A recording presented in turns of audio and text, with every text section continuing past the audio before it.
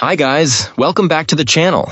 I've had this one for a bit. I didn't want to rush and make a video, but I also don't really need 20 minutes to cover it, so here's a quick take that took a while to get to. But before we get into that, don't forget to check this great discount for it. You can find the link in both the video description and the top comment below. Alright, enough talk, let's get right into it. To get things started, let's hear from our first reviewer. This reviewer has had this bike for a while and feels ready to give an honest assessment. They describe it as a fairly basic mountain bike design that's been adapted into an e-bike, which isn't necessarily a bad thing. According to this client, it was easy to put together, arrived promptly and in good shape, and was packed adequately. The folding mechanism works well, the frame feels solid, and there's no looseness where it locks. A reviewer notes that it's a bit heavy, common for folding bikes made of steel, but the welds look good. It has both front and rear suspension, which while somewhat noisy and lacking adjustability, works adequately. The stock seat needed replacing for this client, but they acknowledge it was usable, just not comfortable enough. The power is sufficient for climbing hills, though steeper inclines might require some pedaling assistance. The battery mounted on the handlebars adds some weight to the steering, but this reviewer says you get used to it. The tires were surprisingly decent, although our reviewer had to adjust the wheel spoke tension to make them perfectly true and round. Having some mechanical experience helped, but they suggest online tutorials can guide anyone through it. This client chose this bike because of its mountain bike style, affordable price, and positive reviews.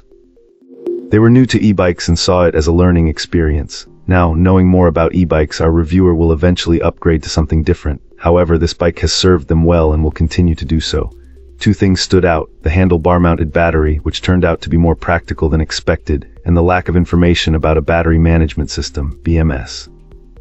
Since they couldn't confirm its presence, this client takes extra care when charging, never leaving it unattended and ensuring it doesn't overheat.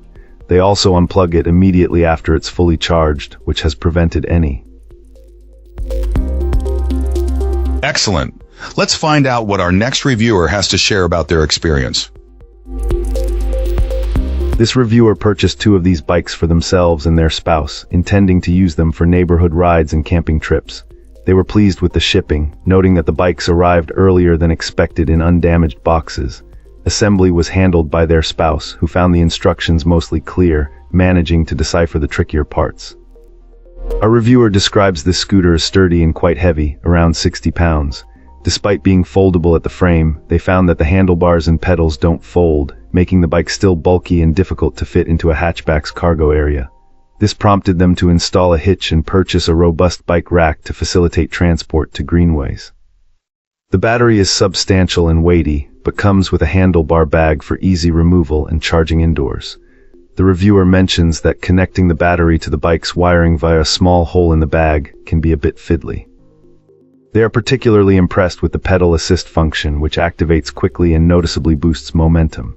While they prefer to disable it in tight spaces for better control, they rely on it heavily for inclines and hills. Even on medium setting, it conquers the steep hills in their neighborhood with ease.